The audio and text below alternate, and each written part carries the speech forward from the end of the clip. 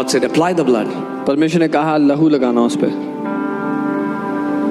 And when the destroyer comes, और जब नाश करने वाला आए, what will he see? तो वो क्या देखेगा? Let me see how good these guys are. मैं देखता हूँ कि ये घर के लोग कितने अच्छे हैं। No, what did he see? नहीं, उसने क्या देखा? The blood. लहू। The blood. वो लहू देखा।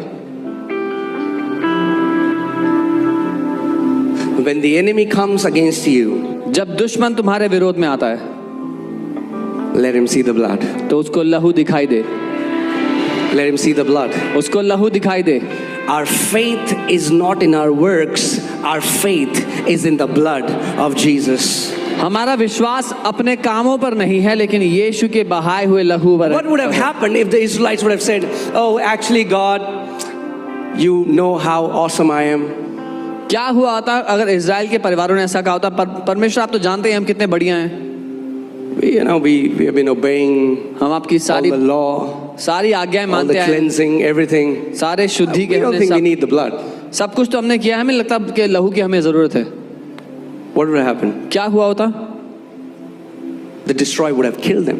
वो नाश करने वाले ने उन सबको मार दिया होता। Amen. नहीं था, They had to obey the commandment. उनको आज्ञा को मानना था।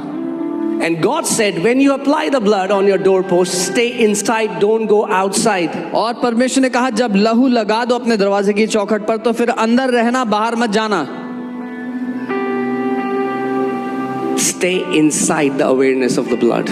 उस लहू के बहाए हुए मानसिकता में रहना। Amen.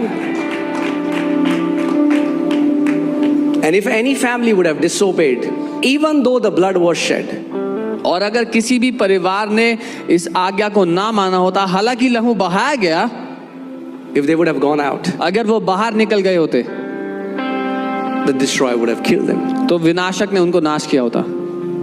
Say faith in the blood. बोलो लहू में विश्वास। Faith in the blood. लहू में विश्वास।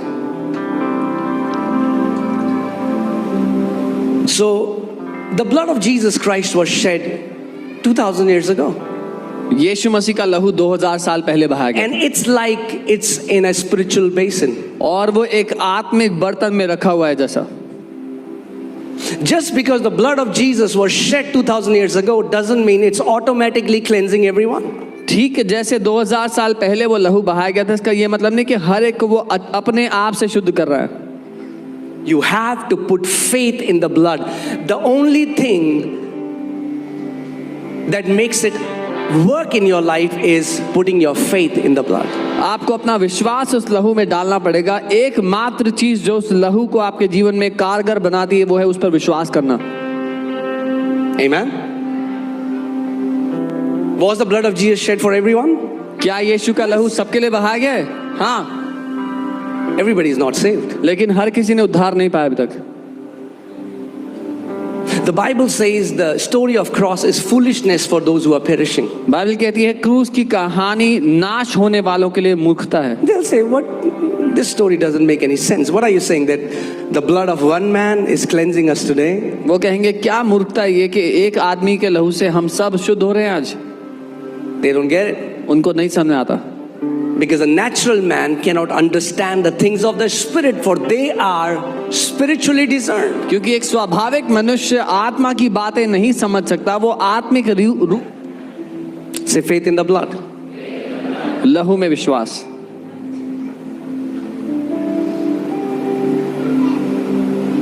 We have faith in the name of Jesus. यीशु के नाम पर हमें विश्वास है। We have faith in the word of God. परमेश्वर के वचन पे विश्वास We है। need to have faith in the blood हमें उसके लहू में विश्वास करना है and live in that awareness.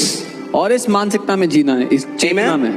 So there are some multifold benefits, and then in the end I will share with you how we can apply the blood of Jesus. और इसके बहुत सारे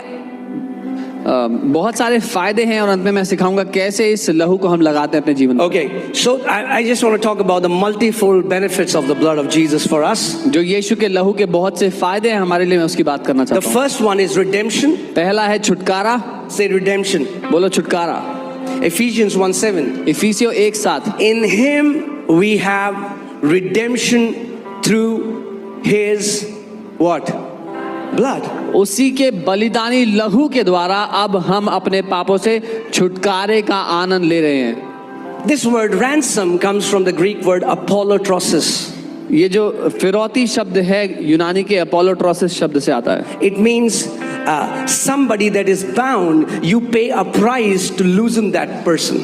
वो उसका मतलब है एक व्यक्ति जो बंधा हुआ था उसको उस बंधन से छुड़ाने के लिए आपने एक दाम चुकाया है। It's like you paid a full ransom. जैसे आपने पूरी फिरौती चुका दी।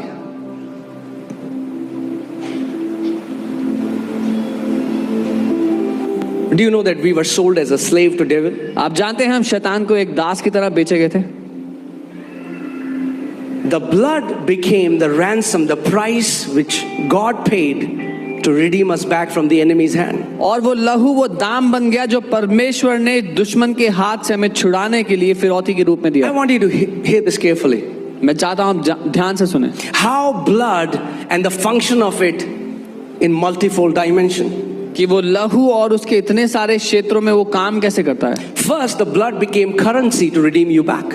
पहले वो लहू धन राशि की तरह एक मुद्रा बन गया कि आपको खरीद सके वापस। The Bible says in Leviticus 17:11 that the life